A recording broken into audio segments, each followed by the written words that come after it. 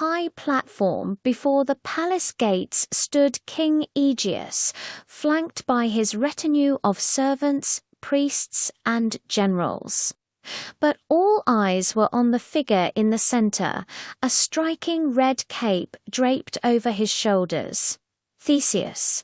The cheers, the shrill notes of flutes, and the rhythmic beat of drums echoed through the hills of Athens, a symphony of celebration.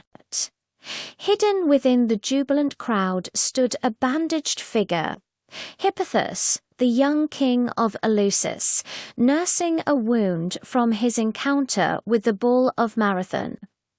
Beside him, Perigune sat, her face radiant in a fine white dress.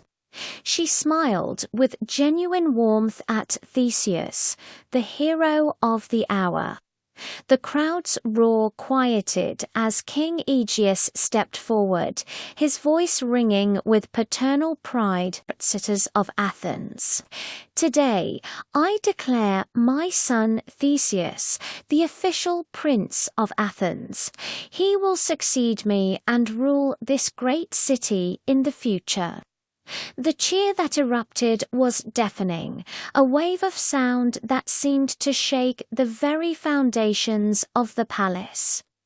Theseus then moved to the front, slowly raising a hand to quell the noise. As silence fell, his powerful voice carried over the assembly.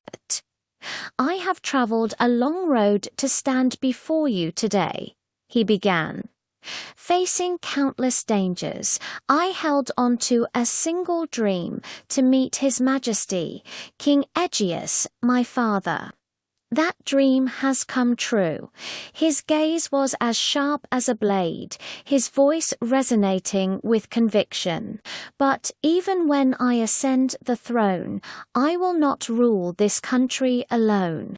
I will govern with you, the citizens of Athens, and I will not fear any force that threatens our city, even if it is the might of Mycenae." A thunderous "oh" exploded from the crowd. The flutes sang again, and petals rained down from the sky like colorful snow. Aegeus watched his son, his heart swelling with pride. Yet, at the mention of Mycenae, a flicker of worry crossed the old king's face, a shadow in the bright morning sun. Later that afternoon, Theseus crossed paths with King Hippothous in a palace corridor. Despite his injury, the young king's spirit was unbroken. "There will be no war between us, King of Eleusis," Theseus said, extending his hand. "Politically and militarily, Athens and Eleusis must form an alliance. We must unite." Without hesitation, Hippothous grasped his hand. "An alliance is forged. Eleusis will be the sword and shield of Athens."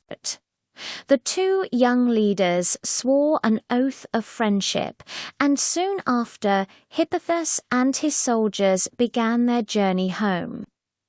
That night, a soft knock came at Theseus's chamber door. He had summoned Perigune. "Thank you for your help in Athens," he said as she entered. She looked at him, her gaze quiet and searching. "Why?" she asked, her voice soft. "Did you say you were sorry to me in that market alley?" A heavy silence filled the room.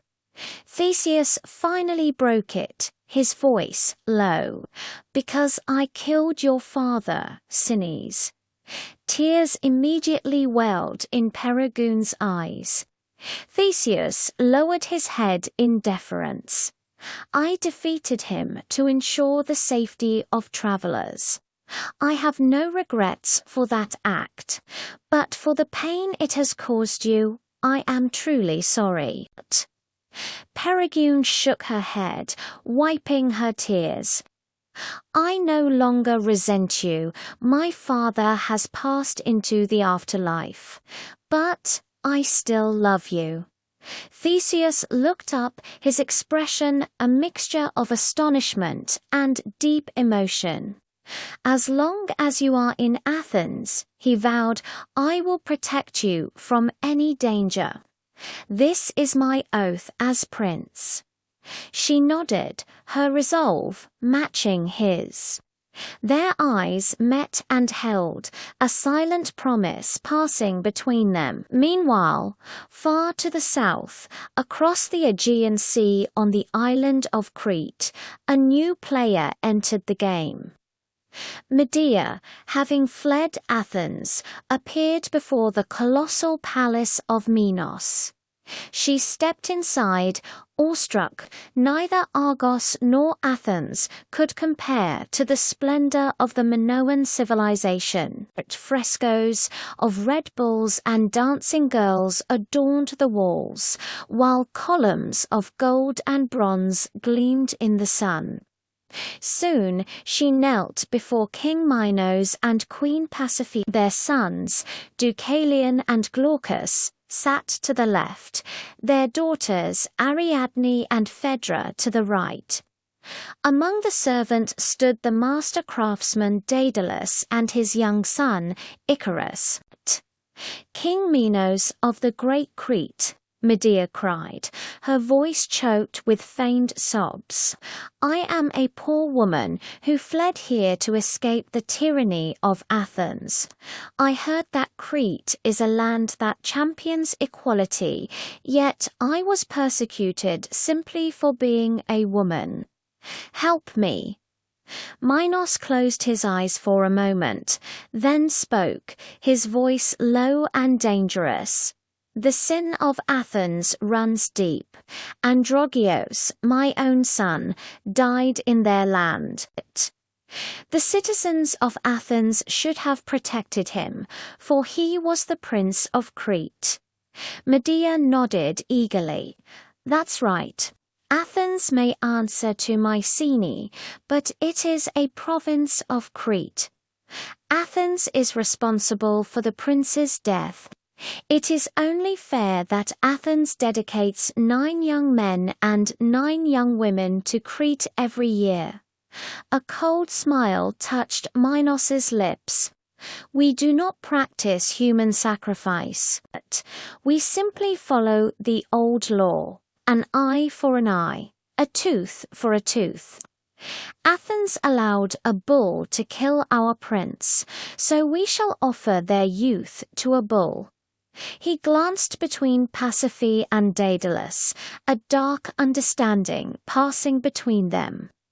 Medea was rapt, her words fanning the flames of his anger. "We must confront evil with a stronger evil." At that moment, a strange, sinister connection formed between the two, and the air in the court grew heavy and tense. The servants stared, sensing the shift. "What is your name?" Minos asked. She replied with a slow, knowing smile.